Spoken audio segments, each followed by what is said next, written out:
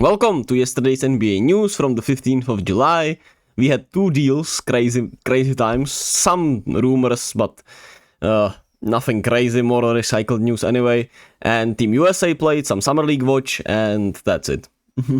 Anyway, the deals that were signed is Steph Curry is returning to the Charlotte Hornets on a 1-year deal, probably a veteran minimum, which means around $3 million, but I wasn't sure. And so I put it like that. Steph Curry is returning to the Hornets. Could be a good presence, a good shooter, right, for that team. He played with them late last season, obviously, in his hometown. So, yeah, I mean, it's not a major deal anyway, right? But it's a deal. And then we had Campaign signing a 1-year, $3 million deal, which is the minimum, I'm pretty sure, with the Knicks, who he had a pretty good playoff run last season against, right? He was very annoying in that Knicks Sixers series, for the Knicks, I would say. But as a backup, hey, that's a good Batman for the Knicks, even though I don't know if I like Campaign as a presence, but that's me, right? I don't know how it will look otherwise. Anyway, yeah, then we head into some rumors, some news, as the Nuggets reportedly considered trading Michael Porter Jr. for Paul George. Would have been an intriguing, obviously, signing. Apparently, they were skeptical to do it also because of the CBA, because the Nuggets, apparently, with having the best player in the world, can't pay a little more money. So, hey man, that's what you get when you have these. I prefer not to speak about anything like the money that is around these billionaires that own so many of these teams. But what can you do at the end of the day? That's what the society, okay, that sounded edgelordy, but that's how just it worked at the end of the day right now. And until somebody changes that for the rich and for the billionaires out there, shit's not gonna change. But that's beyond basketball that I should not talk about. So that would have been an intriguing trade, obviously. Michael Porter Jr. for Paul George would have made the Nuggets better, no doubt about it. But I don't know, man. I would have maybe gone for it, but apparently the Nuggets are content with one title, right? And hey, maybe Jokic can carry us to another one. So there's that. Obviously, they had a good chance this year, but they just couldn't capitalize on it. And, teams were a lot more hungry than them. So there's that. Skip Bayless is done with FS1. He's apparently ending, there. Maybe he got fired. Maybe whatever. The show was horrible. And it was a plague for a lot of years. So we'll see what happens to Skip. But I just wanted to put that in here because it's crazy, right? He one funny dude, and hey, the commitment to the hating is incredible, so at least I can give him props for that. But it will be maybe better off for everyone if all these shows die down a little bit. But apparently, right, Stephen A. Smith wants a max deal, like 5 years, 125 million, man. Just let him go to Fox News, man. Stephen A. Smith is the worst of the two, in my opinion. Like, both are bad, in their own way, but Stephen A. is worse, in my honest opinion. At least right now. Obviously, Skip was worse earlier at the end of the day, so that is that. And both have their very bad aspects. Anyway, that's beyond the point. Mikal Bridges is expected to take a pay cut with the Knicks, to be with the Knicks. Expected to follow Jalen Brunson's lead, which is nice, and obviously that will do wonders for the Knicks as a franchise that is looking to finally get that championship after a huge long time. Huge long time. That doesn't make sense, but you know what I'm saying. I don't know, when was the last time the Knicks actually won the title? It had to be in the... I don't know my history, I guess. Obviously, they were in the finals in the 90s. I guess in the 70s? Was it in the 70s? I guess so, right? In the 80s, that's now. So I guess it was in the 70s or in the 60s. God damn. That's crazy. Anyway, Utah wants Podziemski and Kuminga, but Podziemski seems to be the guy who they really want for Mallory Markkanen. Yeah, I don't know if I would just do it, man. I don't know. I just don't want to deal with Utah. That's all I'm gonna say. I just don't want to deal with Utah. I hate everything about Utah, and even though Laurie would be obviously a great fit, I'm just over it a bit, honestly. I'm just over it. I honestly am. I don't know if I would send either of these guys right now to Utah just because fuck Utah. And I like both of them, so I don't know.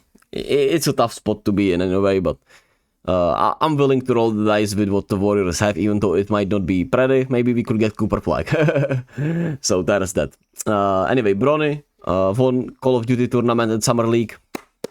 Shout out to him. Great feat for him, get some extra money.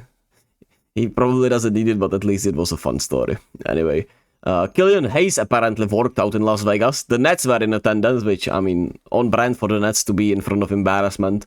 Okay, I'm sorry, Killian. Hopefully Killian Hayes can find his way eventually one day, but yeah, Killian Hayes, there's that. And obviously now we head into the games. Team USA beats Australia 98-92.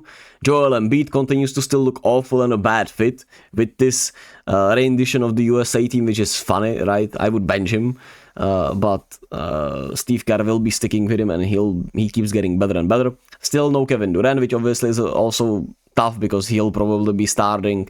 So I would say the eventual lineup should be Steph, Anthony Edwards, KD, LeBron, and AD, honestly, if we were talking about fits. Maybe you could go bigger with Embiid in there instead of Ant or Steph, but that would be very weird for spacing. So, but maybe that would be nice for the FIBA game, so who knows, right? Anyway, Anthony Davis really impressed. He looks like the better of his starting. Devin Booker had himself a solid game, but not an impressive start to preseason for... or pre-Olympics for the Team USA. And Steve Kerr, man. Steve Kerr is catching strays. Maybe his style is outdated. Who knows? What if it is, right? You never know, man. Things move quickly. Anyway, Summer League watch. Nemias Quaida impresses for the Celtics. He had 22, 8, and 3 blocks. On like 7 of 10 shooting. Really good game for him as the Celtics beat the Lakers. Shearman, their first round pick, didn't have a good game, which I'm sad because I picked him on Real, so that makes me a little sad, but it is what it is. Dalton NE for the Lakers had 19 points, 3 rebounds, 2 assists with 3 steals, 1 block on 7 of 21 shooting from the field. The shooting doesn't concern me, like that he puts the shots up. Doesn't matter to me anyway.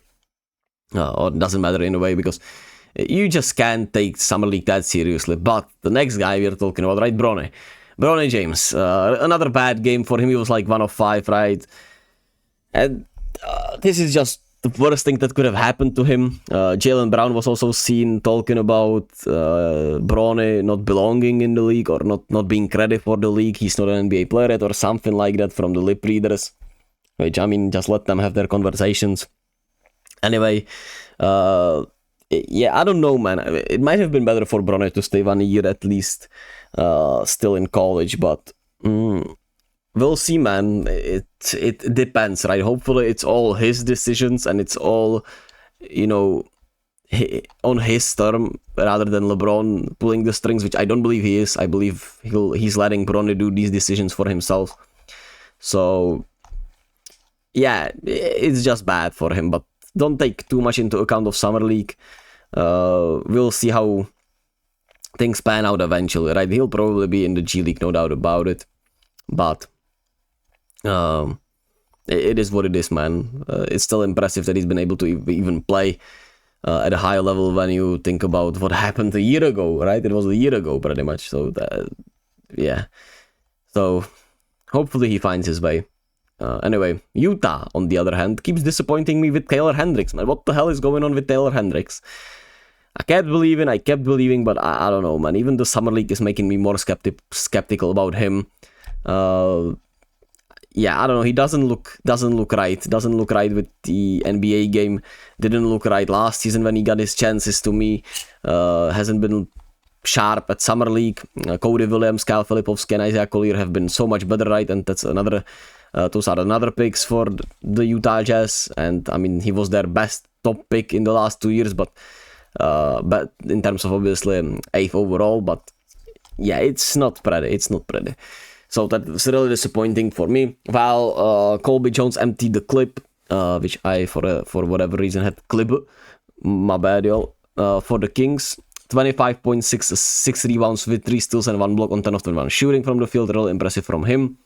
Donovan King impressed defensively. He had 3 blocks and had some really great possessions. Obviously, down the stretch when they beat the Sixers, he also had 8 points, 11 rebounds, and 5 assists. The passing looked really good. The shooting has not been there in the summer league, but like I keep repeating, doesn't matter as much. I love Clingan's all-around game, and Clingan was on a lot of people's radar as like at least surefire, impact player in the league at the end of the day, with the way he plays and with his skill set, obviously, size-wise, switch-wise, shooting-wise, rim protection-wise. So Donovan Clingan, really impressive. Just nice on the eye also, like basketball-wise, obviously. Jared McCain continues to struggle offensively and maybe size-wise. 11, 7, and 3 on 3 of 16 shooting from the field.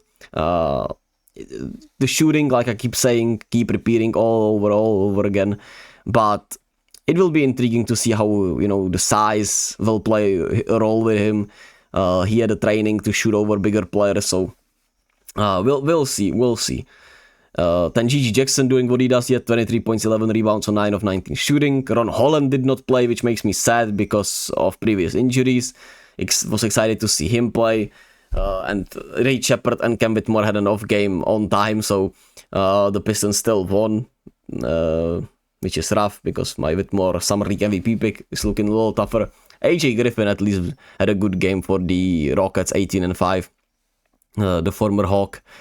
While for the OKC Thunder, it was AJ Mitchell, 21 points, 2 rebounds, 5 assists with 1 steal, 1 block. On 8 of 14 shooting, had himself a nice solid game. And Jaime Jaquez obviously dominated for the Heat.